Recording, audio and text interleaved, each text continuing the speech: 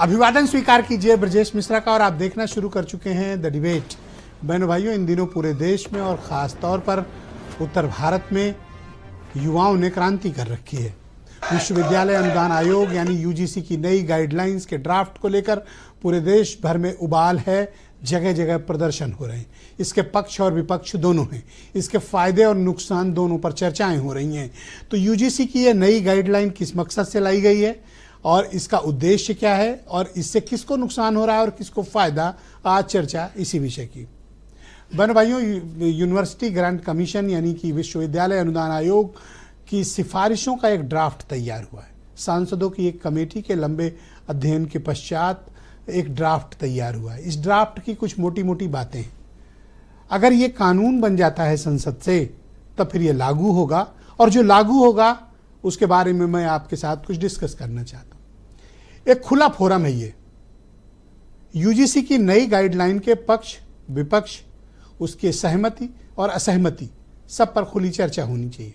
हम एक open society में रहते हैं और हमें इसके सभी बिंदुओं पर बात करने की आवश्यकता है, क्योंकि समाज में जिस तरह का जातिगत भेदभाव रहा है, जातियां भारत के समाज का एक प्रमुख हिस्सा है। जो ये कहते हैं वो जातियों को नहीं मानते, वो झूठ बोल रहे हैं।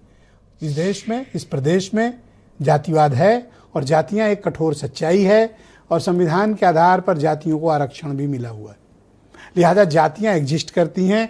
जातिगत भेदभाव भी इस देश में है। इस मानने में कोई गुरेज नहीं है। तो ये मानने के बाद अब हम डिबेट शुरू करते हैं।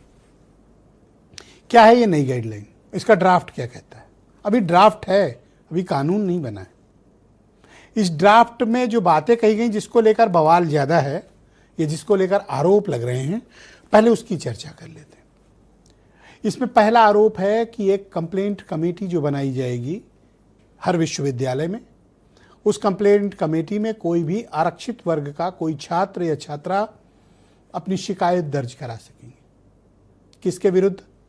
किसी भी छात्र के विरुद्ध, किसी भी छात्रा के विरुद्ध, जातिगत भेदभाव का, किसी भी तरह का डिस्क्रिमिनेशन का, टीचर के खिलाफ, सपोर्ट स्टाफ के खिलाफ, वाइस चांसलर के खिलाफ, यानी किसी के भी विरुद्ध एक कमेटी को अगर रिपोर्ट दी जाएगी तो कमेटी उस रिपोर्ट को स्वीकार करते हुए कार्रवाई की प्रोसीडिंग करेगी।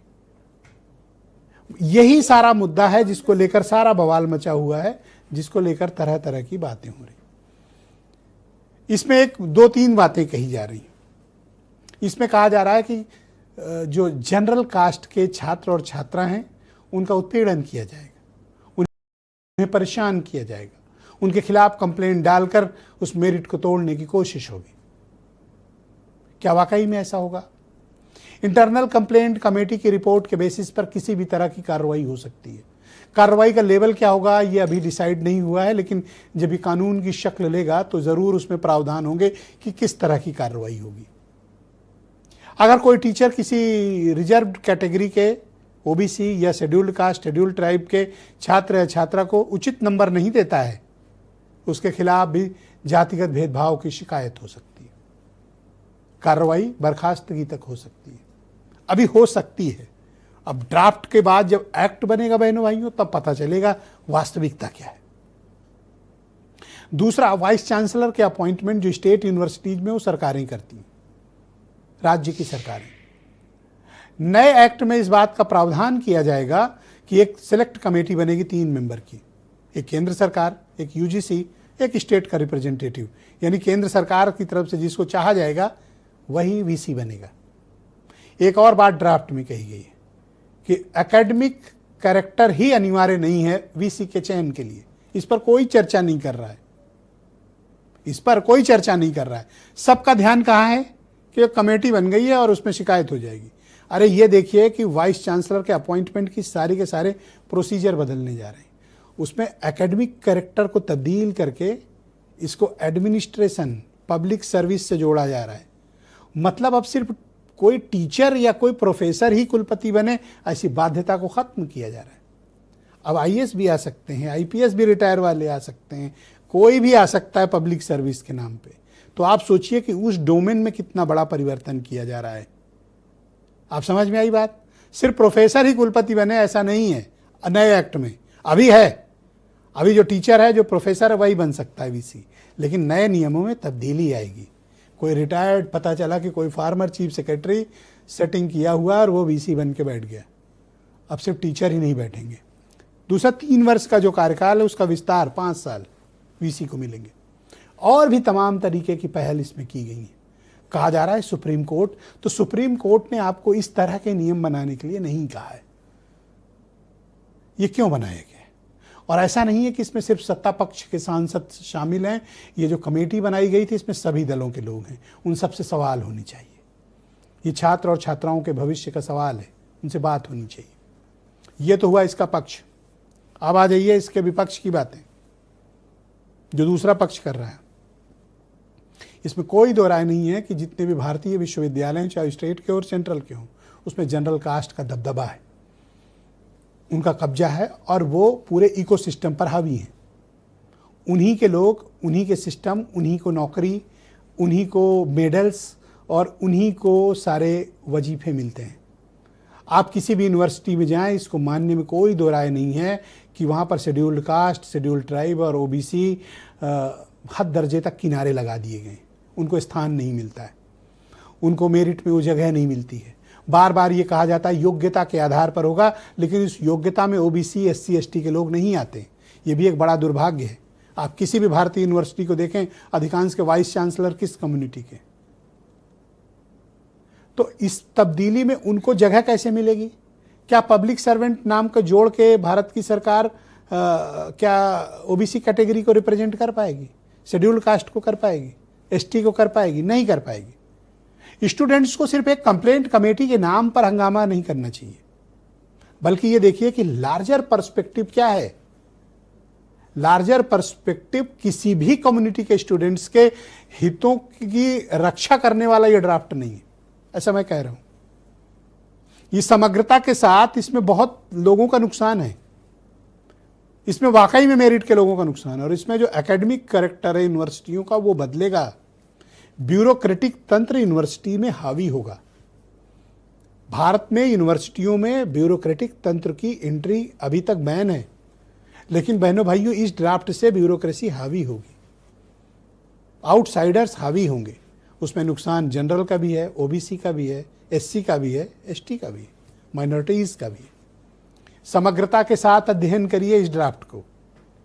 ये ड्राफ्ट सिर्फ एक इंटरनल कंप्लेंट कमेटी बनाने का नहीं है, जिसको लेकर बहुत से लोग नाराज हैं। वो एक पहलू है इसका।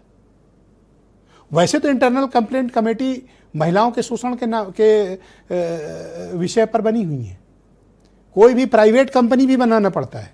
अगर आप 10 लोगों से ऊपर की कोई प्राइवेट कंपनी खोलते हैं, कोई संस्थान खोलते हैं, तो वहाँ भी आपको एक इंटरनल कंप्लेंट कमेटी बनानी पड़ती है। तो यूनिवर्सिटी में भी बनेगी। हाँ, ये ज़रूर होना चाहिए कि चेक एंड बैलेंसेज होने चाहिए, कि कोई दुरुपयोग न करने पाए। अब इस देश में कानून का हमेशा से दुरुपयोग किया हुआ है। क्या दहेज एक्ट का, अगर देश में सबसे ज़्यादा अगर किसी चीज़ का, किसी कानून का दुरुपयोग हुआ है तो वो डाउरी एक्ट है, दहेज उत्पीड़न अधिनियम है, जिसका बहुत व्यापक बेजा इस्तेमाल हुआ। बाद में कोर्ट में उसमें तमाम रूलिंग्स आई। SC ST एक्ट के मामले आए। अभी PMLA की चर्चा हो रही है, कितना मिसयूज हो रहा है। तो यहाँ कानून बने, दुरुपयोग भी हुए, लेकिन इस पर चेक बैलेंसेस की ज़रूरत है कि किसी भी काबिल, किसी भी मेरिट के आधार पर, किसी योग्यता के आधार पर किसी का उत्पीड़न नहीं होना चाहिए। वो जनरल तबका हो, वो शेड्यूल्ड कास्ट हो, वो OBC हो, कोई भी हो। लेकिन UGC की जो गाइडलाइंस के ड्राफ्ट आए हैं बहनों भाइयों, उसमें कई आपत्तियां भी हैं। उन लोगों को खुश होने की ज़रूरत नहीं है जो बहुत खुश हैं कि UGC का ड्राफ्ट सही है, लेकिन आप उसमें ये भी देखें कि वाइस चांसलर का सिलेक्शन के प्रोसीजर बदल रहे हैं। ये बात यूनिवर्सिटी ग्रांट कमीशन के ड्राफ्ट के सपोर्टर्स को शायद एहसास भी नहीं है। तो इसको समग्रता के साथ पढ़िए, इसमें नुकसान सबका है। कुछ बयान सुनिए आप। किसी को उत्पीड़न होने नहीं दिया जाए, कोई भेदभाव नहीं होगा, कोई डिस्क्रिमिनेशन के नाम पे किसी को भी मिसयूज करने का अधिकार नहीं रहेगा। इसमें UGC हो, भारत सरकार हो या राज्य सरकार हो, इसकी दायित्व रहेगी। मैं महसूस करता हूँ उसको जो व्यवस्था हुई है, भारत की कुछ भी व्यवस्था हो, संविधान की परिधि के अंदर होगा। UGC ने कुछ गलत नहीं किया, यूजीसी ने जो अन्याय हो रहा था उसकी शिकायत करने के लोगों को मौका दे दिया, बस और कुछ नहीं।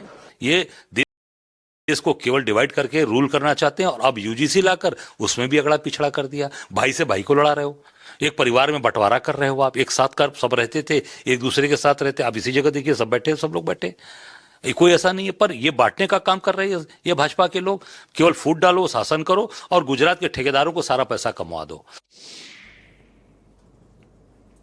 तो बहनों भाइयों, आज की डिबेट नंद किशोर गुर्जर उत्तर प्रदेश में भारतीय जनता पार्टी के सीनियर लीडर और इस वक्त मौजूदा विधायक हैं, मेरे साथ कार्यक्रम का हिस्सा हैं।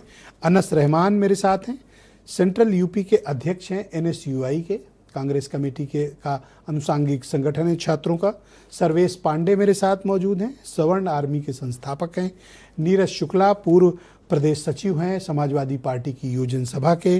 राकेश सिंह रघुवंशी हैं प्रदेश अध्यक्ष राष्ट्रीय राजपूत करणी सेना के। और देवकी नंदन मिश्रा जाने माने पत्रकार हमारे साथ इस कार्यक्रम में हैं। डिबेट शुरू करूं इसके पहले मैं आपसे बता दूं कि आज सभी पॉलिटिकल पार्टीज़ ने, सभी पक्ष विपक्ष ने अपने प्रवक्ताओं को इस डिबेट से विड्रा कर लिया है, हटा लिया है। लिहाजा आप लोग भी याद रखिए कि न पक्ष आपके साथ है और न विपक्ष आपके साथ है, छात्र संगठन ही आपके साथ खड़े हैं।